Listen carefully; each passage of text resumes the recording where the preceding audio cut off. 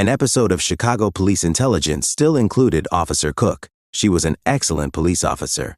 She does an excellent job and is attempting to mend some of the harm done to her career before to joining Voight's team. On a Saturday, she was actually on her way to work to complete some paperwork when she saw a car crash involving several vehicles. Cook ordered everyone to remain in their vehicles. She went to see how the accident victims were doing. One man, who was quite disturbed, kept saying, "They took my family." He had a large sum of money on him. She discovered that Cook was attempting to pay a ransom for his family when she clocked it. She then gave Voight a call. Gregory Miller was the man they recognized. He has 2 children and a wife.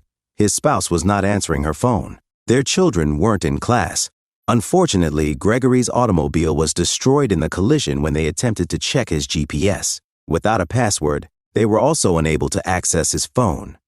The police began to assume that Gregory was being targeted because of his wealth as a result. However, someone gave Gregory his wife's severed finger shortly after they departed. He was sufficiently frightened.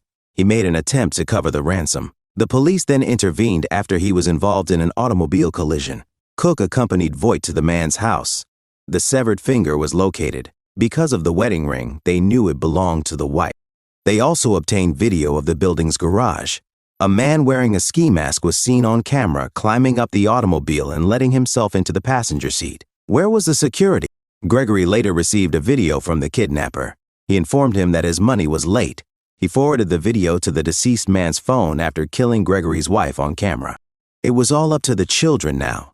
Courtney and Maya are their names. The abductor threatened to start killing the children unless he received $300,000. Using the video, the police were able to locate the scene. The abandoned storehouse was located. The body of Kara Miller was also discovered. In the video, she was actually slain. All he needed to do was persuade his superiors to give him the funds. Charlie Reed, the deputy chief, is interested in becoming friends with Voight. Voight assured them that their friendship would be validated if they received the money. Reed gave him $60,000. Cook provided the remaining funds. Cook promised Gregory something. When she was unable to defend Kara, she already betrayed her promise to him that she would locate his family. She did not want to put the girls at more risk. The fact that Cook possessed such wealth astounded others. Cook's mother was wealthy. She worked at her dad's store while she was a police officer. When she arrived begging for money, she hadn't seen her mother in 3 years. In exchange for Cook attending a family fundraiser, her mother consented to give it to her. Her father is denigrated by her mother. Cook disappointed her as well. She was opposed to her daughter becoming a police officer. Therefore, her only praise for her daughter was that it was fortunate that she was off patrol. Men who hurt or kill children are generally disliked by prisoners. Lucas was in danger of dying within a month if he didn't give the police the truth.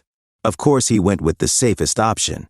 The females were eventually discovered unarmed after he gave the police their location. Now the girls would be living with their uncle. After saving those girls, Cook felt better about herself, and she didn't even mind returning the money to her mother. She was broken by the fundraiser. Her grandfather was an alderman candidate. He wanted to give the impression that his family was complete. Cook was also unable to play that game.